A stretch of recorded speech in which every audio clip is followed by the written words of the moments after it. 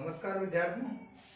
कल पाठ्य पुस्तक की शुरुआत में हमने संतवाणी में कबीरदास जी का परिचय पढ़ा और परिचय के साथ साथ उनके जो दोहे दिए हुए हैं, साखी जो दी हुई है, उसमें से एक साखी हमने पढ़ी और पढ़कर हमने उस साखी के माध्यम से प्रसंग, व्याख्या और विशेष के बारे में समझा।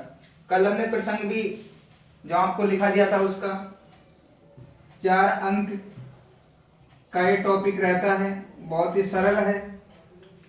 सिर्फ आपको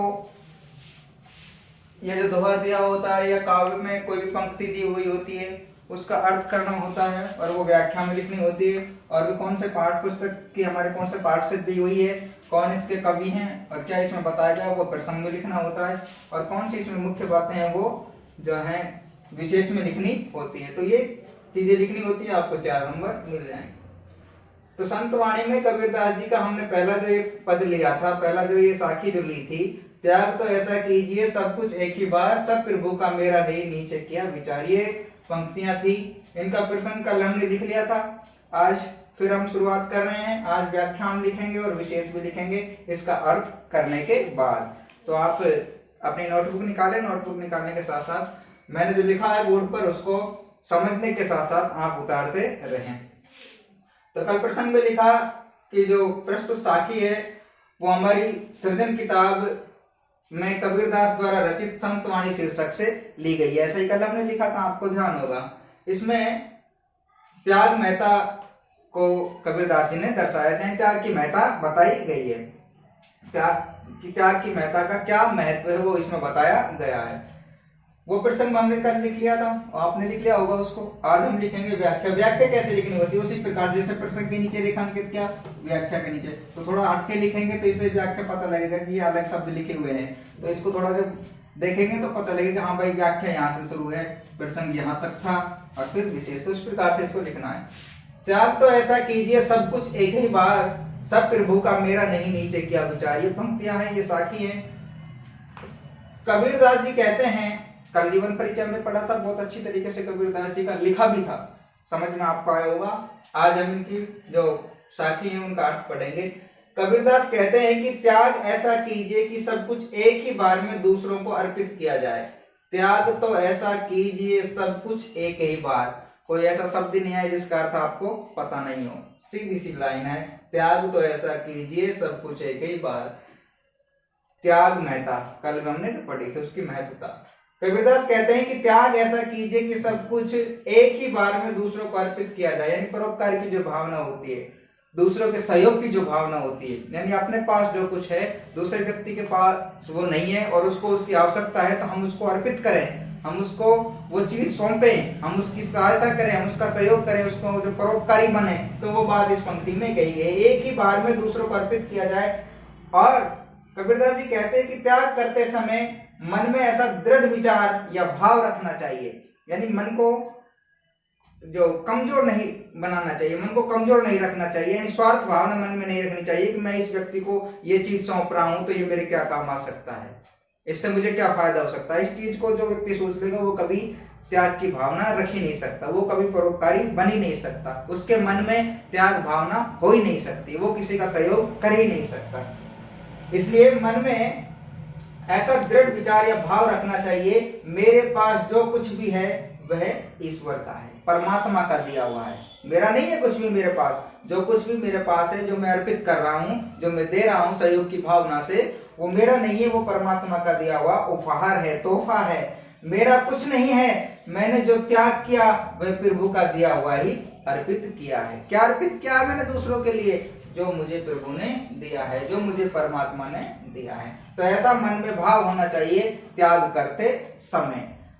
यही अर्थ लिखा, सब प्रभु का मेरा नहीं, त्याग तो ऐसा कीजिए सब कुछ एक ही बार। वो पंक्ति लिख ली हमने और उसका अर्थ भी लिख लिया।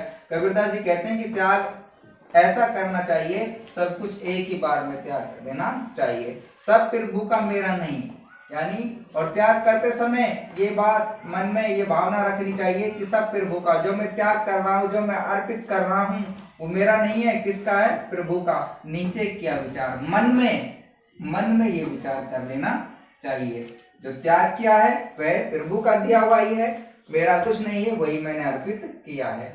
तो परोपकार की भावना मन में होनी चाहिए, त्याग भावना होनी चाहिए, सहयोग की भावना होनी चाहिए, और निस्वार्थ जो सबसे बड़ी चीज है वो भावना होनी चाहिए। स्वार्थ व्यक्ति के अंदर जब होगा तो वो त्याग की भावना उसके अंदर नहीं होगी। दोनों चीजें अलग हैं। जिसके अंदर स्वार्थ होगा वो त्याग कर ही नहीं सकता। वो करेगा त्याग तो स्वार्थ के वशीभूत होकर करेगा। लेकिन निस्वार्थ जो व्यक्ति है, जिसके अंदर, जिसके घट में, हृदय में स्वार्थ नहीं है, वो त्याग की भावना को समझेगा। वो कबीरदास जी ने इस दोहे में दर्शाया। तो कल हमने प्रसंग लिखा था इसका, आज हमने इसकी व्याख्या लिख ली। व्याख्या यहाँ तक होगी। अब बात आती है विशेष की। विशेष में जो मुख्य चीज होती है, हमने अंग्रेजी जब आप पढ़ते हैं तो आपने देखा होगा नॉट एक शब्द आता है, NOT आप लिखते हैं ना, वही है विशेष। हिंदी में हम इसको विशेष कह देते हैं, वही चीज है। तो दो या तीन जो पंक्तियां आपसे बनती हैं वो लिखनी होती है। दो तो जो कंपलसरी है, अनिवार्य है, दो तो आपको लिखनी है। बाकी अगर 3 आपसे बन जाए, 4 आपसे बन जाए तो ज्यादा बेटर होगा, बल्कि 2 तो आपको कंपलसरी लिखनी है। तो पहले जो लाइन क्या लिखी, विशेष में त्याग करने में लालच या मोह नहीं रखने का उपदेश दिया है। मुख्य बात हो गई ना। इन पंक्ति से निष्कर्ष क्या निकल के आया, क्या निष्कर्ष निकल के आया कि त्याग करने में लालच या मोह नहीं रखने का उपदेश दिया। यही तो उपदेश दिया कबीरदास जी ने कि जब मोह रखेंगे, हम लालच रखेंगे तो त्याग की भावना ही नहीं रहेगी। इसलिए जब त्याग करेंगे तो लालच को त्याग देना चाहिए, मन में किसी प्रकार की स्वार्थ भावना नहीं रखनी चाहिए, उसको त्याग देना चाहिए। और ज्ञान चेतना एवं भक्ति निष्ठा की व्यंजना हुई है। किस प्रकार से हुई है, क्योंकि कबीरदास जी ज्ञानेश्वरी शाखा के कवि है, संत है। उन्होंने ज्ञान के आधार पर ही, ज्ञान चेतना के आधार पर भक्ति निष्ठा की व्यंजना की थी। और इन पंक्तियों में वही चीज हुई है कि भक्ति, देखो भक्ति कहाँ से निकल कर आई ना, कि प्रभु का दिया हुआ अर्पित किया है, तो भक्ति हो गई। और ज्ञान चेतना क्या हुई, ज्ञान चेतना हुई कि लालच और मोह नहीं रखना चाहिए। कब, जब त्याग करते हैं। तो दोनों चीज आ गई, मोह और जो लालच है उसको त्याग दिया। वो कब त्यागा, जब ज्ञान चेतना हुई, यानी व्यक्ति के हृदय के अंदर ज्ञान का प्रकाश हुआ, वो समझदार हुआ, वो समझने लगा, और प्रभु का नाम आ गया, तो इसका मतलब ईश्वर का नाम आया है। तो क्या हुई, भक्ति निष्ठा, यानी भक्ति निष्ठा की व्यंजना इसमें हुई है। तो ये चीजें हैं। इस प्रकार से पंक्ति आएगी और आपसे पूछा जाएगा प्रस्तुत पंक्ति की सही प्रसंग व्याख्या कीजिए। कल हमने प्रसंग लिखा था, ऐसे ही आपको प्रसंग लिखना है। आज हमने ये व्याख्या लिखी, इस प्रकार से व्याख्या लिखनी है, और ये विशेष लिखा है, ऐसे लिखना है। तो ये पूरे पद में मैं एक ही समझा रहा हूँ, आप इसको समझ लेना। आज ही समझा रहा हूँ, बस इसके बाद में नहीं समझाऊंगा। पूरे पद में हमारे जो 7, 8, 9 जो पाठ दिए हुए हैं पद के, वो जितने भी उसमें पद दिए हुए हैं, साखी दी हुई है, शब्द दिए हुए हैं, दोहे दिए हुए हैं, या काव्य दिए हुए हैं, कविता दी हुई है, गजल जो दी हुई है, सबके प्रसंग व्याख्या विशेष इसी आधार पर होगा। बस देखना ये है, ये कबीरदास जी का है, दूसरा दोहा हो सकता है तुलसीदास जी का आ जाए, तो क्या बदल जाएगा, तुलसीदास जी का। उसका अर्थ, इसका अर्थ ये था, उसका अर्थ हमको करके यहाँ लिखना है। विशेष बात इस दोहे में ये 2 थी, उसमें हो सकती है कोई और 2 हो, तो ये चीज हमको ध्यान रखनी है। ऐसे ही करना हमको। पहला प्रसंग, प्रसंग के बाद में क्या क्या, व्याख्या, व्याख्या के बाद में जो नॉट यानी जो विशेष है वो क्या, इस चीज को आपको ध्यान रखना है। ये 4 अंक की जो प्रसंग व्याख्या आएगी, तीनों चीजें मोस्ट हैं। अगर आप सीधा व्याख्या लिख के आते हैं तो आपको पूर्ण नंबर नहीं मिलेंगे, हो सकता है उसको काट भी दे। तो सबसे पहले प्रसंग लिखना है, ये भी नहीं कि पहले व्याख्या लिखी फिर प्रसंग। पहले हमको प्रसंग लिखना है, जिसको संदर्भ कहते हैं। कुछ शब्द और होते हैं, जैसे इसमें दिए हुए नहीं है ऐसे शब्द जिनका आपको अर्थ पता हुआ ना हो, नहीं तो क्या करते हैं, जो अर्थ होते हैं ना, कठिन शब्दार्थ जिनको हम कहते हैं, संदर्भ में उनको भी लिख देते हैं। लेकिन आपको इसको लिखने की आवश्यकता नहीं है, आप तो सिर्फ प्रसंग लिखें। प्रसंग लिखने के बाद में जो प्रसंग समाप्त हो जाए तो दूसरी लाइन से व्याख्या लिखकर थोड़ी जगह छोड़ के स्पेस देके व्याख्या लिखें। उसके बाद में व्याख्या जब समाप्त हो जाए थोड़ा स्पेस देकर फिर आप विशेष में 2 या 3 लाइन लिख सकते हैं। ये संपूर्ण ऐसे ही चलेगा। और ऐसा कैसा ही आपको गद्य में भी देखने को मिलेगा। जब हम गद्य पढ़ें गद्य भाग को, तो उसमें भी ऐसे ही देखने को मिलेगा। तो आप इसको उतारें और समझें इसको। अब आज हम कबीरदास जी के द्वारा जो रचित हमारी इस पाठ्य पुस्तक में, इसको मैं साफ कर रहा हूं ना, इस दोहे को हम नहीं पढ़ेंगे, साखी को नहीं पढ़ेंगे, इसको हमने पढ़ लिया है। बाकी जो बची हुई साखियां हैं उसको मैं बोर्ड पर लिख रहा हूँ। आपके पास अगर पाठ्य पुस्तक है तो उसमें देखकर पढ़ें, मैं पढ़ा रहा हूँ। नहीं है तो कॉपी में उतारें और फिर उसका अर्थ ग्रहण करें। मैं जो आपको बता रहा हूँ वो हम लिखेंगे नहीं, सिर्फ अब हम पढ़ेंगे, उनको समझेंगे। कोई कठिन शब्दार्थ अगर आएगा तो मैं उसको बोर्ड पर आपको बताऊंगा। कबीरदास जी के जो बाकी के जो दोहे हैं, दूसरा जैसे सुनिए गुण की वार्ता, दूसरा लिखेंगे, आप भी लिखें अगर आपके पास में पाठ्य पुस्तक नहीं है तो। सुनिए गुण की वार्ता अवगुण लीजे नाही। अवगुण लीजे नाही। आप भी उतारे भाई, जब भी समझ में आएगा आपको। देखने देखने से समझ में नहीं आएगा। पाठ्य पुस्तक है तो कोई दिक्कत है ही नहीं।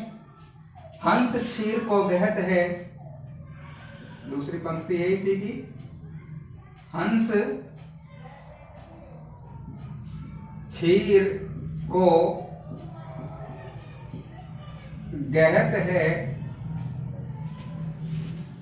नीर सो त्यागे जानी। नीर सो त्यागे जानी। पहला होगा, ठीक है भाई। दूसरा लिख रहे हैं,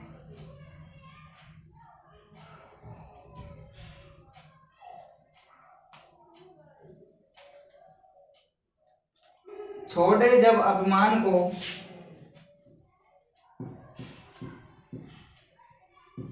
छोड़े जब, ये पहला है, ठीक है। जब अभिमान को सुखी भया सब जीव। सुखी भया सब जीव।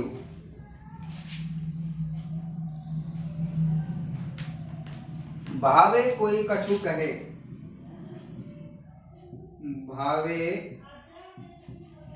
कोई कछु कहे, मेरे हिये निज पियो। मेरे हिये निज पियो। दूसरा हो गया भाई, ठीक है।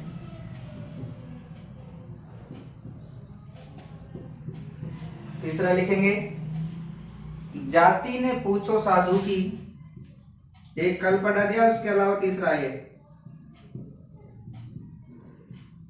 इस दो को आपने पढ़ा होगा पहले भी, 8वीं क्लास के आसपास था ये शायद। जाति ने पूछो साधु की, या 9वीं क्लास में शायद पढ़ा होगा।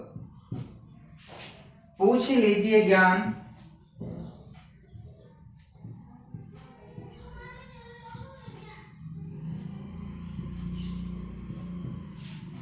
मोल करो तलवार का।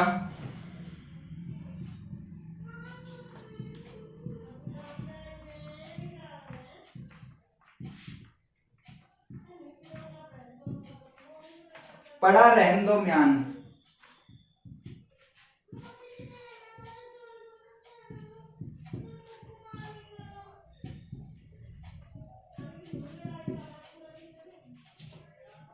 तीन हो गए हैं आज। चौथा लिखें, संगत कीजिए साधु की।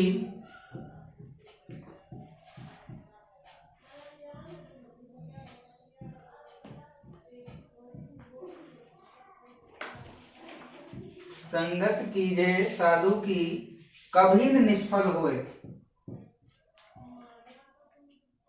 कभी न निष्फल होए। लोहा पारस परस्ते। लोहा पारस परस्ते, सो भी कंचन हुए।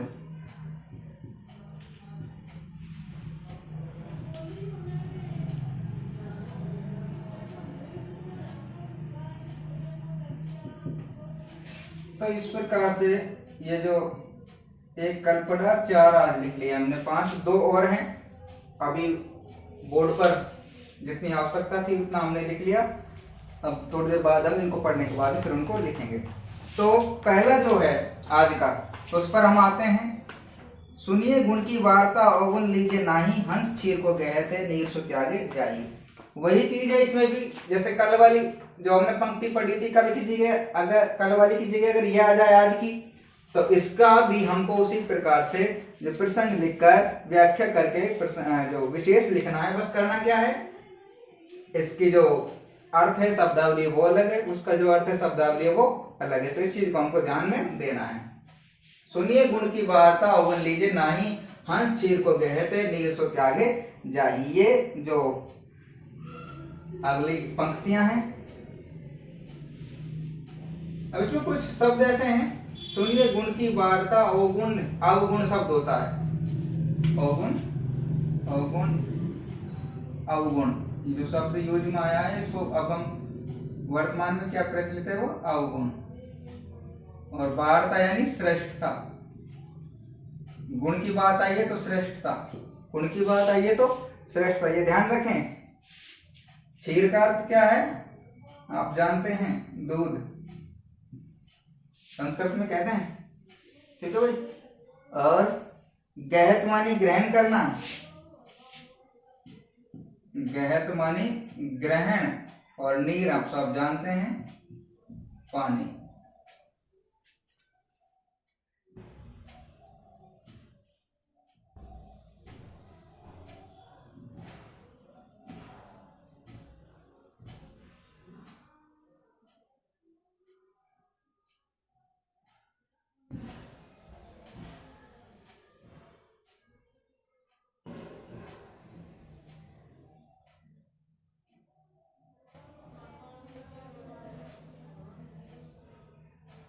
देखिए भाई, अब हम जो पढ़ रहे हैं उसका हम अर्थ पढ़ेंगे, और अर्थ में देखिए किस प्रकार से पढ़ेंगे। पहले मैं आपको बता दूं, कल भी जो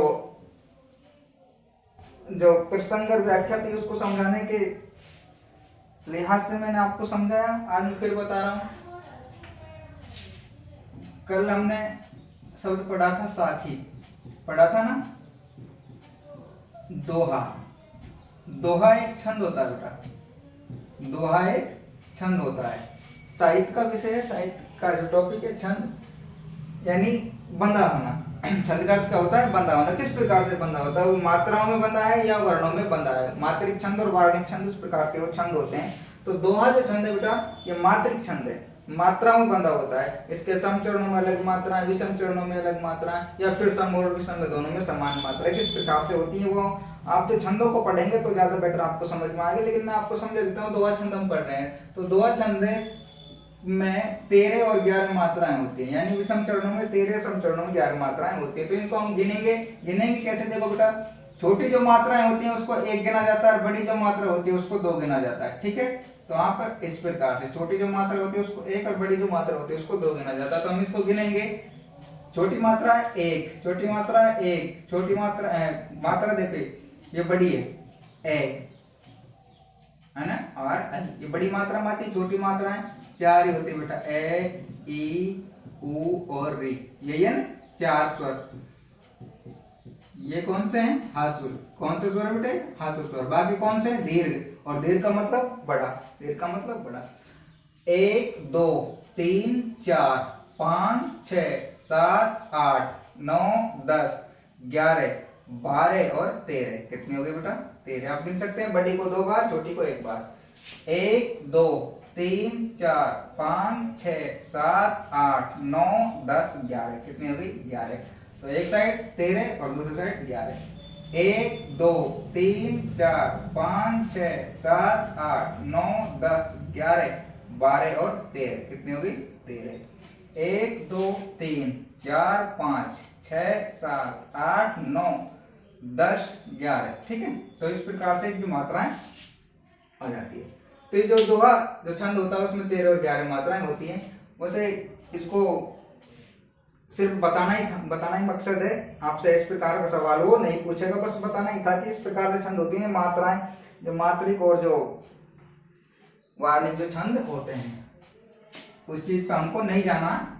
हमको तो सिर्फ अर्थ ग्रहण करना है, और अर्थ ग्रहण करने के बाद में क्या करना है, अर्थ ग्रहण करने के बाद में फिर हमको उसका प्रसंग लिखना है। प्रसंग लिखने के बाद में उसकी व्याख्या करनी है। व्याख्या लिखने के बाद में उसका जो विशेष लिखना है। तो देखिए कबीरदास जी कहते हैं कि सुनिए गुण की वार्ता अवगुण लीजिए नहीं। कबीरदास जी कहते हैं कि आप इस समाज में, इस संसार में हर एक प्रकार के व्यक्ति के पास बैठते हैं। पहली बात तो ये कि संगत अच्छे व्यक्ति के साथ करनी चाहिए, लेकिन फिर भी अगर किसी ऐसे व्यक्ति के पास आप बैठ जाते हैं जो आपसे अच्छी बातें नहीं कर रहा है, तो कोई बात नहीं, आप उसकी बातों को सुन लीजिए, लेकिन करना क्या है, अवगुण लीजिए नहीं। लेकिन उसके अवगुणों को लीजिए नहीं, ग्रहण मत करिए, बात को सुन लीजिए। टेलीविजन से आप देखते हैं, पिक्चर आप देख रहे हैं, फिल्म आप देख रहे हैं, नाटक आप देख रहे हैं, अच्छी चीजें बताई जाती हैं और कुछ भद्दी चीजें भी दिखाई जाती हैं या गलत बातें भी बताई जाती हैं, उनको आप ग्रहण मत कीजिए, देख लीजिए। अच्छी जो चीजें हैं उनको जहन में उतारे, उनको ग्रहण कीजिए। तो वही कहते हैं कबीरदास जी, सुनिए गुण की वार्ता, गुण की श्रेष्ठता को सुनिए, गुण की श्रेष्ठता को समझिए, गुण की श्रेष्ठता यानी वार्ता उसको सुनिए, उसको समझिए, अवगुण लीजिए नहीं, अवगुण को ग्रहण मत कीजिए। हंस क्षीर को गए थे, जिस प्रकार से ऐसा एक उदाहरण है, जग प्रसिद्ध उदाहरण, कि हंस को जब आप दूध में पानी मिलाकर दे देंगे और वो दूध पिएगा तो क्या करेगा, उसकी प्रक्रिया देखिए क्या बताई गई है। जैसे हंस क्षीर को गहते, हंस दूध, क्षीर यानी दूध को गहते यानी ग्रहण करता है, नीर सो त्यागे जाए, लेकिन उसी दूध में सिर्फ नीर यानी पानी उसको त्याग देता है। तो वही मैं समझा रहा हूं आपको, वही कबीरदास जी कह गए हैं कि सुनिए गुण की वार्ता, कि गुण की श्रेष्ठता को समझिए, अवगुणों को ग्रहण मत करिए। आप बैठते हैं कहीं तो वहां गुण की बातें भी चलती हैं, अवगुण की बातें भी चलती हैं, तो जो गुण की जो बातें हैं उनको आप ग्रहण करिए, उनको अपने जहन में उतारिए, और आगे आने वाले समय में भी या आप भी किसी के पास बैठते हैं तो उन गुणवान बातों को करिए। लेकिन अवगुण की जो बात है, अवगुण बुरा, अब यानी बुरा उपसर्ग लगा हुआ गुण में अव, उन बातों को आप निष्क्रिय रूप से मन से निकाल दीजिए, अचेतन बन जाइए कि हमने वो बातें सुनी नहीं, हमने वो बातें देखी नहीं, हमने वो बातें जहन में उतारी नहीं। जिस प्रकार से हंस के पास जब पानी मिला हुआ दूध जाता है तो दूध को ग्रहण कर लेता है, लेकिन जो पानी है उसको अवगुण मानकर, अवगुण मानकर उसको त्याग देता है। वही कबीरदास जी इसमें बता रहे हैं। तो उस ऐसे प्रसंग लिखना है, ये व्याख्या लिखनी है और नीचे विशेष लिखना था, ठीक है। ज्यादा समय नहीं लेंगे तो बहुत टॉपिक बड़ा हो जाता है। दूसरे पे आ जाते हैं, समझ में आ गए होंगे आपको निश्चित रूप से। मैंने इनका अर्थ लिख दिया, श्रेष्ठता, अवगुण, दूध, ग्रहण, पानी, ठीक है, आपको समझ में आ गया होगा। पढ़ लेना इसको एक बार। छोड़े जब अभिमान को सुखी भया सब जीव, भावे कोई कछु कहे मेरे ही निज पीव। दूसरा है, छोड़े जब अभिमान को सुखी भया सब जीव, भावे कोई कछु कहे मेरे ही निज पीव। अब देखिए, भया का अर्थ दिया हुआ है बेटा हुआ, भया का अर्थ दिया हुआ है हुआ,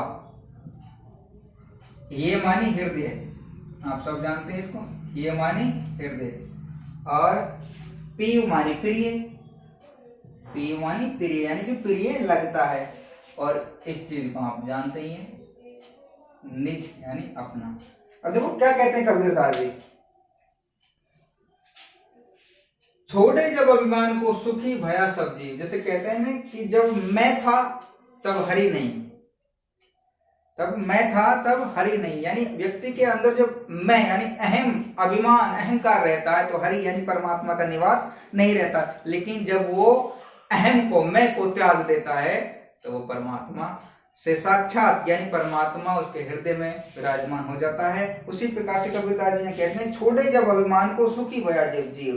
कबीरदास कहते हैं कि जब व्यक्ति अभिमान को, घमंड को, अहंकार को त्याग देता है, सुखी भया सब जीव, तो जो जीव है ना वो कैसा हो गया, सुखी भया यानी हुआ, यानी उसके अंदर जो ये लेन देन की जो प्रवृत्ति, काया कपट की, मोह की, लोभ की, लालच की जो ये प्रवृत्ति है, जब उनको त्याग देता है तो संतुष्टि पूर्वक जीवन जीता है। कब, जब वो अभिमान को त्याग देता है। छोड़े जब अभिमान को सुखी भया सब जीव, भावे कोई कछु कहे मेरे ही निज पीव। फिर उससे कोई कुछ ही कहे, उसके ऊपर कोई फर्क पड़ने वाला नहीं है। क्यों फर्क पड़ने वाला नहीं है? भावे कोई कछु कहे, उससे कोई कुछ भी कहे, लेकिन उसके हृदय में तो वो क्या कह रहा है, मेरे ही निज पीव, मेरे हृदय में तो अपना पीव है, अपना प्रिय है। कौन?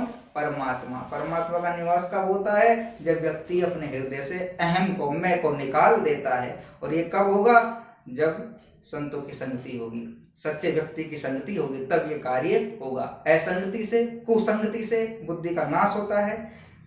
कभी भी कुसंगति से परमात्मा की प्राप्ति नहीं हो सकती। परमात्मा की प्राप्ति होगी सुसंगति से, अच्छी संगति से।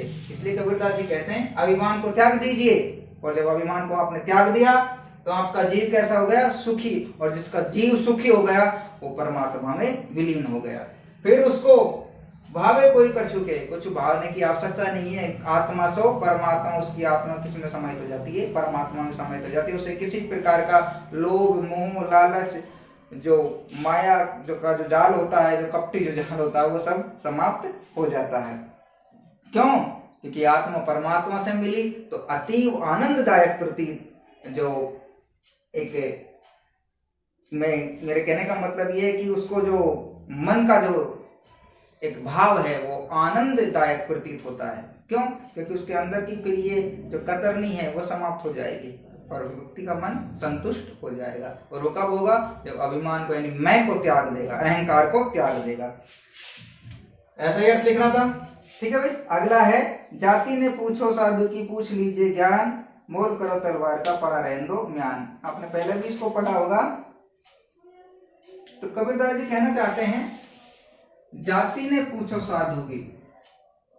बहुत बड़े संत हुए थे, इन्होंने जो जात पात है, ऊंच नीचे, छुआछूत, भेदभाव का जो विरोध इन्होंने किया था, विखंडन इन्होंने किया था। तो कहना चाहते हैं कि जाति ने पूछो साधु की, पूछ लीजिए ज्ञान, मोल करो तलवार का, पड़ा रहने दो म्यान। कबीरदास जी कहते हैं साधु की यानी जो सज्जन जो लोग है, साधु का अर्थ यहाँ सज्जन जो लोग से मैं लगा देता हूँ। ठीक है भाई। उनकी कभी भी जाति नहीं पूछनी चाहिए कि उनकी वेशभूषा कैसी है, उनकी जाति क्या है, वो क्या करते हैं, कहाँ रहते हैं, इस चीजों को ध्यान नहीं देना चाहिए। जाति ने पूछो साधु की, पूछ लीजिए ज्ञान। उनसे तो क्या लेना चाहिए? उनके अंदर हृदय में, उनके घट में जो ज्ञान है, जो ज्ञान चेतना है, जो भक्ति निष्ठा है, उसको लेना चाहिए। मोल करो तलवार का। नीचे देखो उस पंक्ति के माध्यम से क्या उदाहरण दिया हुआ है। कबीरदास जी कहते हैं कि मोल करो तलवार के। जिस प्रकार से तलवार खरीदने के जाते हैं तो कबीरदास जी कहते हैं कि तलवार का मोल करो। उसमें जो तलवार को रखने का जो स्थान है ना, म्यान, उसको पड़ा रहने दो। इसीलिए कहा गया है कि जातु जो साधु है उसकी जाति को रहने दो, उसके शरीर को रहने दो, कि कैसी वेशभूषा है, कैसा उसका शरीर है, कैसा उसका रंग रूप है, क्या उसकी जाति है, उसको पड़े रहने दो। उससे कोई मतलब नहीं है। हमें मतलब है उसके ज्ञान से, कि वो किस प्रकार से ज्ञान दे रहा है, किस प्रकार से हमको जो संगति की ओर ले जा रहा है, कौन सी संगति को ले जा रहा है, कौन सी भक्ति की ओर ले जा रहा है, किस प्रकार से हमारी ज्ञान चेतना को वो जो प्रकाश मिल रहा है, हमारे ज्ञान को, हमारे हृदय को वो किस प्रकार से एक भक्तिनिष्ठ बनाने की कोशिश कर रहा है। तो कबीरदास जी कहते हैं कि हमको जाति पूछने की आवश्यकता नहीं है, इसी प्रकार से म्यान का भाव करने की आवश्यकता नहीं है। हमारा काम तलवार से है, तलवार का जो है मोल करना चाहिए। संगत कीजिए साधु की, कभी निष्फल होए, लोहा पारस परस ते सो भी कंचन होए। समाज सुधारक थे। समाज सुधार के नाम पर ही इन्होंने अनगिनत जो दोहे, साखियां, शब्द रमेनी की। सब में आपने देखा, कल भी हमने पढ़ा, आज भी हम चौथा पढ़ रहे हैं। सब में संगति की बात की गई है, त्याग की महत्ता की बात की गई है, आत्मा परमात्मा की बात की गई है, समाज सुधार की बात की गई है। सब में इसी प्रकार की बात इन्होंने की है। अगला है, संगत कीजिए साधु की, कभी न निष्फल होए, लोहा पारस परसते सो भी कंचन होए। तो तीन चीजें इसमें है। पारस एक पत्थर का नाम है, एक पत्थर, और परस स्पर्श यानी छूना, परस स्पर्श यानी छूना। और कंचन का अर्थ आप सब जानते हैं, कंचन किसका पर्याय है? सोना। इसका पर्याय है सोना। तो इसको हम पढ़ेंगे। कबीरदास कहते हैं संगत कीजिए साधु की। क्या कहते हैं? संगत कीजिए साधु की, कि हमेशा सज्जन लोगों की संगति करनी चाहिए। कैसे लोगों की संगति करनी चाहिए? सज्जन लोगों की संगति करनी चाहिए। कभी न निष्फल हुए, उनकी संगति कभी निष्फल नहीं होती। कोई ना कोई फल उसका अवश्य मिलता है। और फल भी कैसा मिलता है? गुणदायक, अवगुण का नहीं।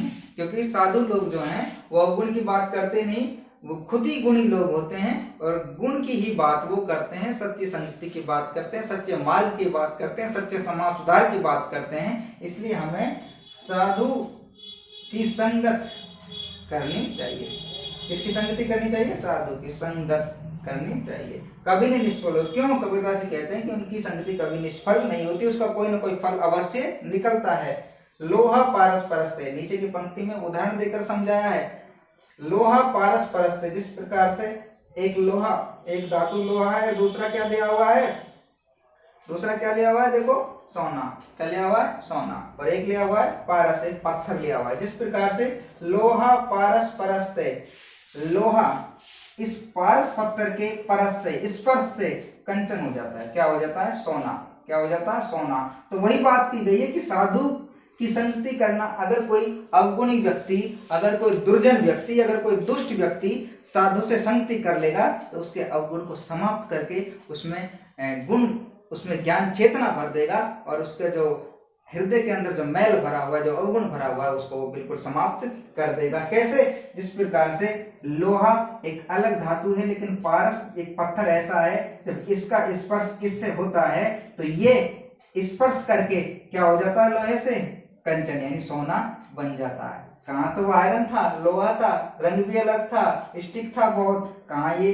इससे मिला, स्पर्श हुआ और क्या बन गया, सोना। तो उसी प्रकार से अवगुण लोगों को, उनके अवगुण को समाप्त कर, उनके मन के मैल को धोकर, उनके हृदय के अंधकार को मिटाकर, उनमें जो प्रकाश की भावना भरकर, उनके जीवन में उजाला करके, उनको एक गुणवान व्यक्ति बनाकर कभी भी निष्फल नहीं करते हैं, उनको सफल ही बनाते हैं। कौन, साधु लोग। इसलिए कबीरदास ने क्या है, संगत कीजिए साधु की। तो ठीक है, इनको आप उतार लीजिए।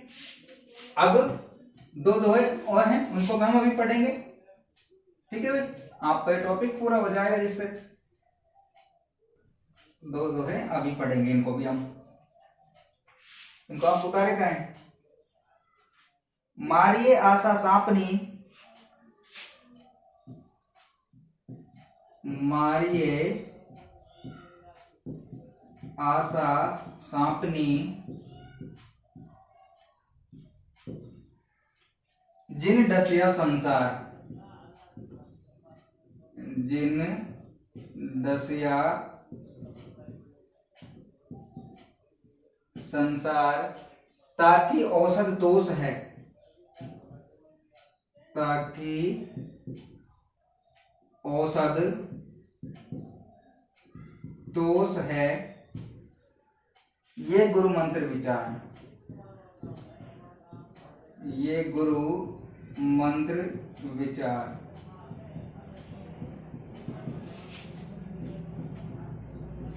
दूसरा लिख लिया बेटे, उसको भी लिख लेते हैं। कागा काको धन हरे, बहुत अच्छा उदाहरण है। कागा काको धन हरे, कोयल काको देश,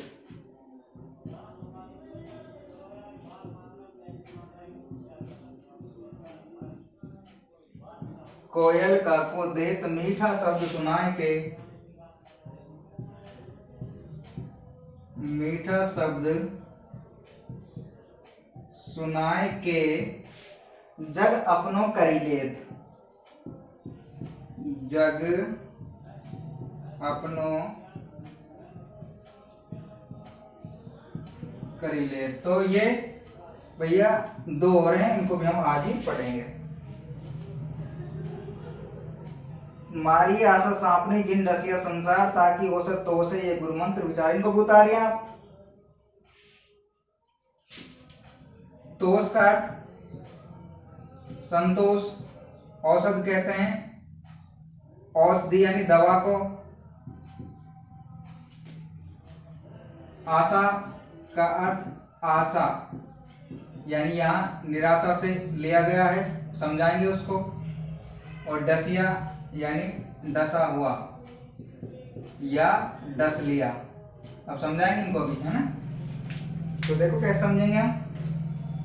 कबीरदास जी कहते हैं, मारिए आशा सांपनी, जिन डसिया संसार, ताकि औसत तो से, ये गुरु मंत्र विचार।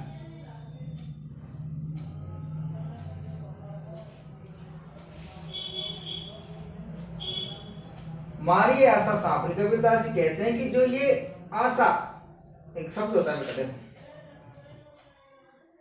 समझिए आप थोड़ा सा। आशा,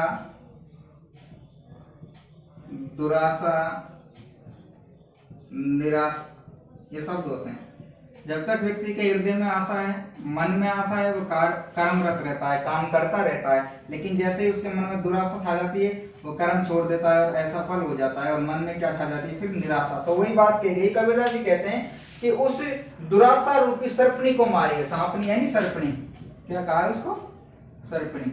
उस दुराशा रूपी सर्पणी को मारिए जो हृदय में बैठी हुई है, घट में जो निराशा रूपी जो सर्पणी बैठी हुई है उसको मारिए। जिन डसिया संसार, जिसने इस संपूर्ण संसार को डस लिया है। क्यों? आशा निराशा। जब तक व्यक्ति के हृदय में मन में आशा रहती है, वो कर्मरत रहता है, काम करता रहता है, उसको निश्चित रूप से सफलता एक न दिन अवश्य मिलती है। लेकिन जब उसके मन के अंदर से वो आशा समाप्त हो जाती है, उसके मन के अंदर निराशा छा जाती है, दुराशा छा जाती है, यानी दुर प्लस आशा, बुरी आशा, दुरुपसर्ग जो इसमें लगा हुआ है, तो फिर वो कर्म नहीं कर पाता। जब कर्म नहीं करेगा तो फिर उसको सफलता कहां से मिलेगी? तो ये किसके कारण हुआ? दुराशा और निराशा के कारण हुआ। तो कबीरदास जी कहते हैं उस दुराशा रूपी सर्पणी को मार देना चाहिए। मारिए यानी मार देना चाहिए, यानी हृदय से उसको निकाल देना चाहिए, घट से उसको त्याग देना चाहिए, उसको फेंक देना चाहिए, उसको समाप्त कर देना चाहिए। जिन डसिया संसार, जिसने इस संसार को डस लिया है। लेकिन अब उसको हटाएंगे कैसे हृदय से? उसको त्यागेंगे कैसे? उसको यहां से बाहर निकालेंगे कैसे? ताकि औसत तोष है। कबीरदास जी कहते हैं उसकी एक ही दवाई है और वो है तोष, यानी संतोष। जिस व्यक्ति के मन में, घट में, हृदय में संतोष की भावना आ गई, वो समझो सफलता उसने प्राप्त कर ली। लेकिन जिस व्यक्ति के हृदय में, घट में संतोष नहीं है, वो बेचैन रहता है, तो फिर उसको चैन कभी प्राप्त नहीं होगा। क्योंकि उसके मन के अंदर वही दुराशा है कि आज मैं वो कर लेता तो ऐसा होता, नहीं यार वो कर लेता तो ऐसा होता, मैं उसको कर लेता तो ऐसा होता, आज ठीक है आज मेरा इतना हो गया, कल मैं उसको करूंगा, तो उसको फिर संतोष कभी नहीं होगा। आशा जो मन के हृदय के अंदर से जब समाप्त हो गई तो दुराशा छा जाती है, और दुराशा मन के हृदय के अंदर आ गई, फिर व्यक्ति की सफलता नहीं प्राप्त हो पाती। तो इसलिए दुराशा को मारिए और आशा को ग्रहण कीजिए, ताकि वो संतोष है। और कब करेंगे दुराशा को हम? जब व्यक्ति के मन में संतोष होगा। और इसकी दवा क्या है? तोष, यानी संतोष है। ये गुरु मंत्र विचार, तो ये गुरुओं ने मंत्र दिया है, ये विचार करके ये मंत्र दिया है कि दुराशा रूपी सर्पणी को किसके द्वारा मारा जा सकता है? दुराशा रूपी सर्पणी को सिर्फ और सिर्फ एक दवा है, एक औषध यानी औषधि है, और वो क्या है? तोष यानी संतोष है। उसके द्वारा उसको समाप्त किया जा सकता है, हृदय से निकाला जा सकता है। तो वही उसी प्रकार का प्रसंग, उसी प्रकार का व्याख्या और उसी प्रकार की, ठीक है, अर्थ देख लेना। कागा काको धन हरे, कोयल काको देत, मीठा शब्द सुनाए के जग अपनो करिए। कागा काको धन हरे, कोयल काको देत, मीठा शब्द सुनाए के जग अपनो करिए। देखिए कागा यानी कौवा, कागा यानी कौवा, कौवा लिख देता हूं मैं। कागा काको किसका? धन हरे, कोयल काको देत, और कोयल किसको देती है? मीठा शब्द सुनाए के, यानी किसकी महत्ता बताई गई है? वाणी की। किसकी महत्ता बताई गई है? वाणी की। तो यहाँ नीचे जो शब्द आएगा ना विशेष में, उसमें आप लिख सकते हैं, उसमें आप ये लिख सकते हैं, इसमें लिख सकते हैं। अब इसमें देखिए कैवर्ण की आवृत्ति हुई है, अनुप्रास अलंकार है। कैवर्ण की आवृत्ति हुई है, अनुप्रास अलंकार है, ठीक है भाई। और दुराशा रूपी सर्पणी, दुराशा रूपी सर्पणी मतलब रूपक अलंकार। किसका रूप दे दिया उसको? आशा, जो दुराशा रूपी सर्पणी, इस प्रकार से इसका विश्लेषण हो गया, रूपक अलंकार। कागा काको, ठीक है। अब देखिए कागा काको धनरे, कबीरदास जी कहना चाहते हैं इस संसार में जो वाणी की बहुत महत्ता है। संत लोगों ने सबने बताई है वाणी की महत्ता, शीतलता, जो वाणी जिसकी शीतल होती है उसको सम्मान मिलता है, कठोर जो कर्कश वाणी होती है उसको सम्मान कम मिलता है। तो वही बताई गई है कि कागा काको धनरे, कौवे का और कोयल का रंग लगभग समान होता है, एक ही प्रजाति के होते हैं, लेकिन वाणी में फर्क होता है, दोनों की वाणी में फर्क होता है। कागा काको धनरे, कौवा किसी का धन हरता है, किसी का धन नहीं चुराता है। कोयल काको देता, और ना ही कोयल किसी को देती है। मीठा शब्द सुनाए के, लेकिन कोयल तो क्या करती है? उसकी वाणी कैसी होती है? मीठी। मीठा शब्द सुनाए के जग अपनो कर ले, जग को अपनी तरफ कर लेती है। क्यों कर लेती है? क्योंकि उसकी वाणी कैसी होती है? मधुर। आपने देखा होगा कौवा जब बोलता है तो उसकी वाणी कर्कश लगती है, कठोर लगती है, और उसको हम भगाने की चेष्टा करते हैं, भगा देते हैं। यहाँ की हमारी छत वगैरह पे कहीं बैठा हो, हमारे पेड़ पर कहीं बैठा हो, और वो जब पुकारता है तो उसको हम भगा देते हैं। लेकिन कोयल जब बोलती है तो वो उसकी वाणी मधुर लगती है और हम उसको फिर भगा नहीं पाते। क्यों? क्योंकि उसकी वाणी कैसी है? मीठी। जबकि एक ही प्रजाति के हैं और कलर भी लगभग सेम ही है, लेकिन होता क्या है, एक की वाणी कर्कश है, उल्टा भैया, उल्टा है, एक की वाणी कर्कश है और एक की वाणी मधुर है। तो यही बात बताई गई है, साधु संत लोगों ने यही बात बताई है, कबीरदास जी ने भी, कि क्या बताइए, वाणी की महत्ता, कि वाणी में शीतलता होनी चाहिए। देखो मीठा शब्द सुना के जग को अपनी तरफ कर लेती है, यानी अपनी ओर आकर्षित कर लेती है। तो ये आज हमने पढ़ा बेटा, सारी चीजें इसमें पढ़ी, कबीरदास जी को पढ़ा हमने। अब हम कल जो तुलसीदास जी और कृपाराम खिड़िया के बारे में पढ़ेंगे। आज के लिए इतना ही काफी है, आपने इसको पढ़ा, इनको उतारना पाठ्य पुस्तक में, अगर आप पाठ्य पुस्तक आपके पास है तो उसमें से पढ़ना, मैं जो पढ़ा रहा हूँ, नहीं है तो ये जो मैंने जो लिखाया है उसमें से उसको लिखना और इसको समझना, ये सारी चीजें। फिर भी अगर कुछ चीज समझ में नहीं आती है तो आप मुझे बता देना, बाकी हम कल पढ़ेंगे। नमस्कार।